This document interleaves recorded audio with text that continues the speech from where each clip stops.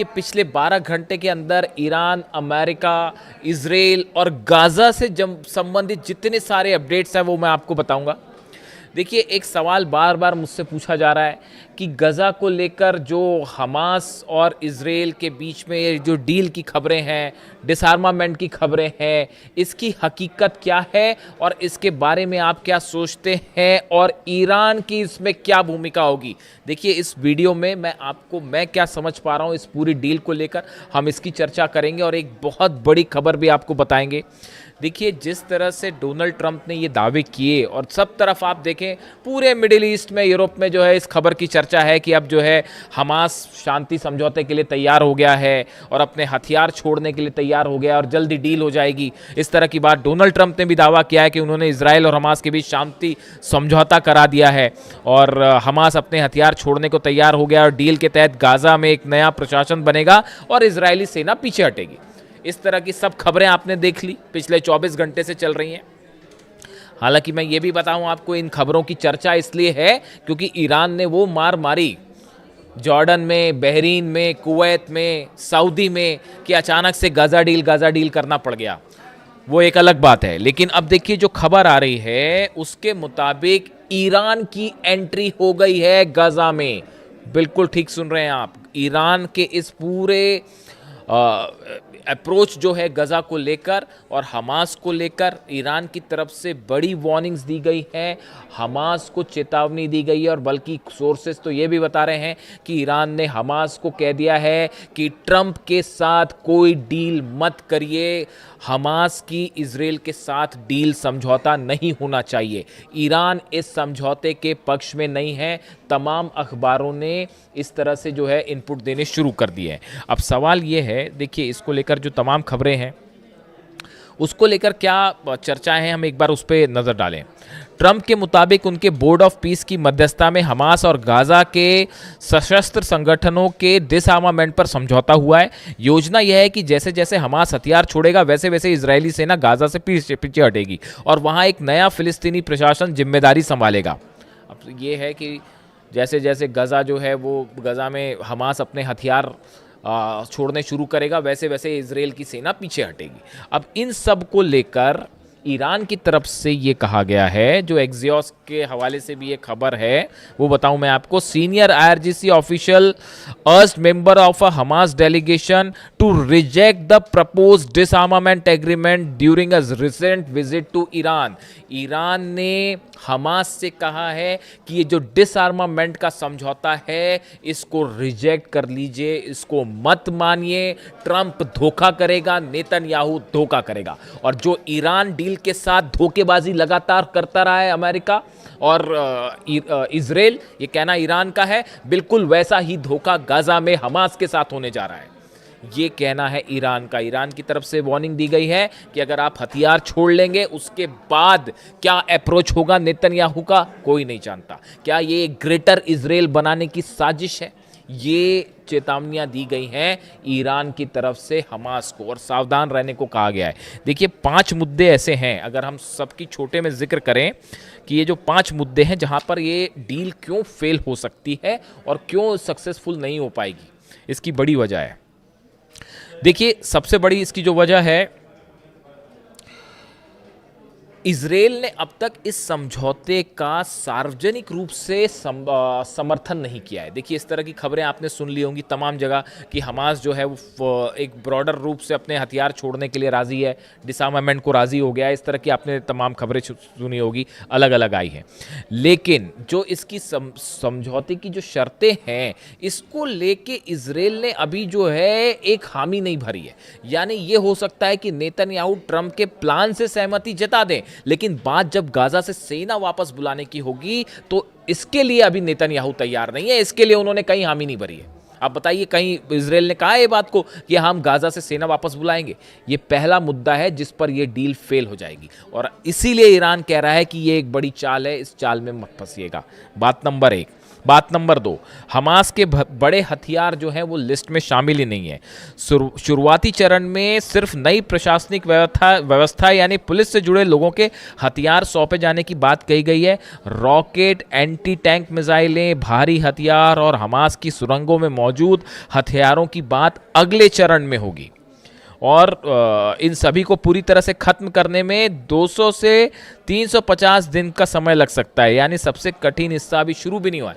यानी इसमें जो बात है हथियार रखने वाली, उसमें जो छोटे हथियार हैं उसको पहले दौर में रखने की बात है और अगले जो है 250 से 350 दिन तक, साल भर जो है वो हमास के हथियार, भारी हथियार जो हैं, रॉकेट्स हैं, मिसाइल लॉन्चर्स हैं, ये सब चीज़ें कैसे सरेंडर होगी, क्या सरेंडर होगी, ये दूसरे दौर में बात होगी। यानी डील का हिस्सा क्लियर नहीं है, वैसे ही जैसे ईरान के साथ, इसीलिए ईरान के साथ डील नहीं हो रही।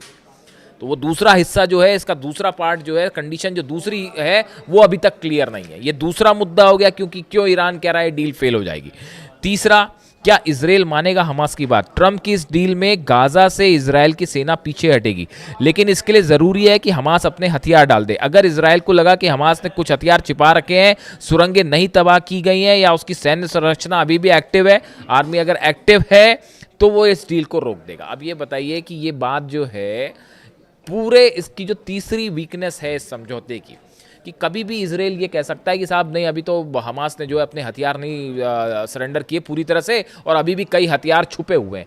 ये कह के इजराइल जब चाहे वो इस समझौते को तोड़ देगा अपनी सुविधा के मुताबिक। यानी आपके हथियार कम होने शुरू होंगे और उसके बाद मौका देख के वो हावी भी हो सकता है पूरे गजा पर कब्जा करने के लिए।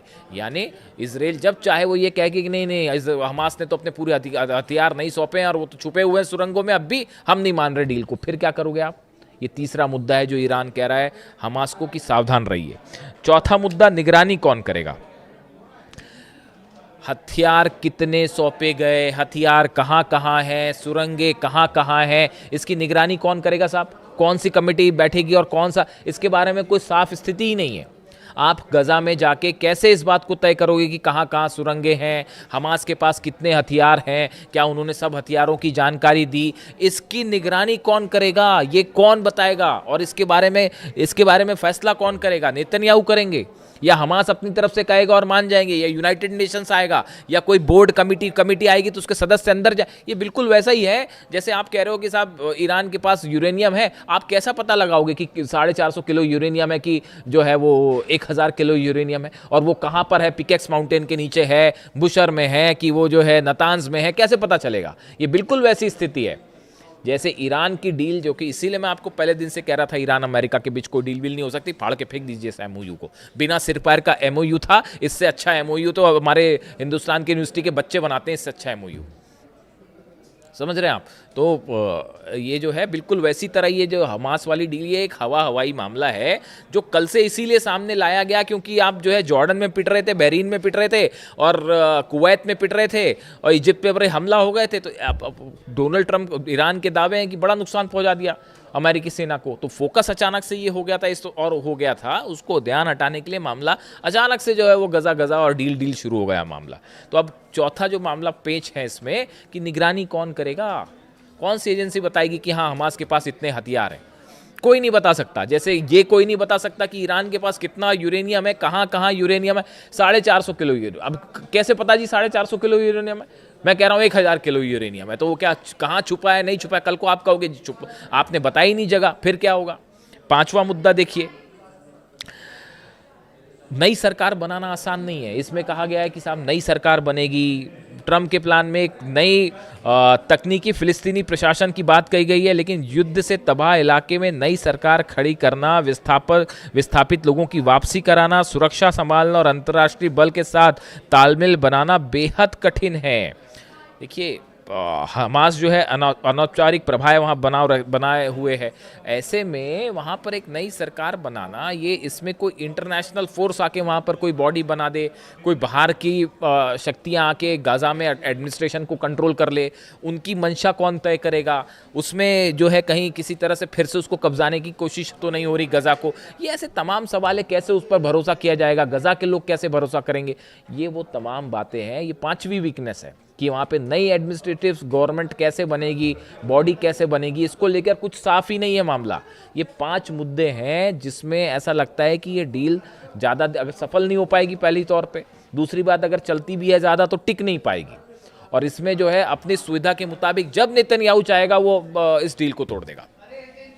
लेबनान पर लगातार हमले हो रहे हैं, कल इस डील की पूरी चर्चा होती रही सब जगह। आप देखिए पूरे अरब देशों के अखबार उठा के देखिए, सब जगह यही चर्चा, अमेरिका में, यूरोप में, कि हमास की डील, हमास की डील, हमास तैयार, हमास तैयार, ये चर्चा चल रही है। और दूसरी तरफ जो है वो 4 फिलिस्तीनी बच्चों पर हमले हो रहे हैं, 11 लोगों पर हमले हुए, 4 बच्चे शामिल हैं, फिलिस्तीन पे ही हमले हुए इजराइल के। फिर काय की डील? लेबनान में आप देखिए जैसे ही नेतन्याहू ट्रंप से मिले हैं उसके बाद लेबनान में, दक्षिणी लेबनान में जबरदस्त हमले शुरू कर दिए इजराइल ने। क्या मतलब इस बात का? ईरान बार बार कह रहा है कि लेबनान पर जब तक हमला नहीं होगा हम कोई बात नहीं करेंगे। फिर नेतन्याहू ने क्यों हमले शुरू किए लेबनान में? इजराइल के आर्मी चीफ क्यों कह रहे हैं कि लेबनान से हम वापस नहीं आएंगे? तो वो कैसे मान जाएंगे? जब लेबनान से वापस नहीं आएंगे तो गजा से वापस आने के लिए कैसे मान जाएंगे? बड़ी साधारण सी बात है साहब। देखिए अली खामेनी साहब का यही विजन था, यही उनका विजन था, इसीलिए वो जानते थे कि अमेरिका के साथ कोई डील करने का मतलब नहीं है। और यही अहमद वाहिदी साहब समझा रहे हैं, यही मुस्तफा खामेनी जो हार्ड लाइनर्स हैं ईरान के, वो यही मान के चलते हैं, जो रास्ता अली खामेनी साहब ने दिखाया कि भैया इनकी नीयत पर विश्वास ही नहीं किया जा सकता। यही बात अली खामेनी साहब कहते थे, इसलिए उन्होंने डील वील के चक्कर में पड़े नहीं, और इसीलिए वो 30 साल तक वहाँ पर उन्होंने शासन भी किया। आप क्या सोच रहे हैं, ये क्या कोशिश हो रही है? जो सऊदी, ये 14 देशों की सेना बनाने की बातें चल रही हैं, ये क्या कोशिश है? ये क्या लाल सागर के लिए ये सेना बनाई जा रही है? ये सेना बनाई जा रही है ईरान के अगेंस्ट।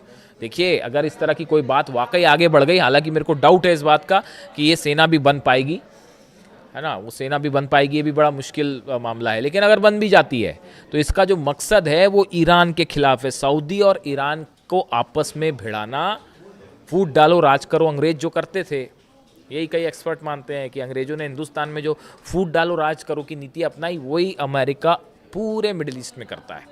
कि खुद तो देखिए आप हरा नहीं पाए ईरान को, ईरान भारी पड़ गया, सब मिल मुला के भी जो है कुछ नहीं कर पाए ईरान का। ठीक है, कैजुअलिटी हुई है, भयंकर नुकसान हुआ है, ईरान ने उसकी कीमत चुकाई है, अपनी स्वतंत्रता, अपनी आज़ादी, अपने आत्मसम्मान की कीमत अपना खून देकर चुकाई है ईरान ने। अली खामेनी साहब ने शहीद होना पसंद था, उनको झुकना पसंद नहीं था। ये उनका ईरान है, ये ईरान का डीएनए, और ये ईरान इससे कभी नहीं हटेगा, आप चाहे कुछ कर लीजिए।